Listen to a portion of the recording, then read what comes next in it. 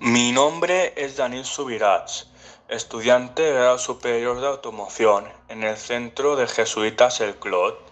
Mi destino para realizar este Internship Project fue Malta, a causa de sus buenas condiciones climáticas.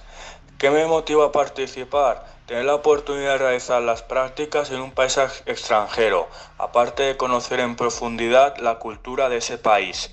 Mi día a día.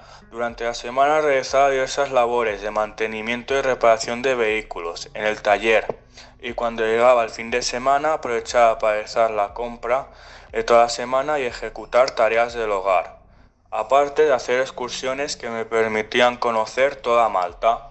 Una vez acabada esta experiencia, para mí ha sido una experiencia fabulosa porque me ha permitido ver otras formas de trabajar y descubrir gente con otra cultura que me ha hecho abrir la mente y crecer como persona.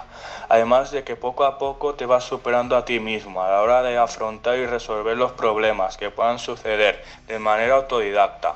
Finalmente, yo le diría a alguien que escucha la charla Erasmus que se anime a probar la experiencia, porque es una manera fabulosa de trabajar y hacer turismo en ese país de manera simultánea.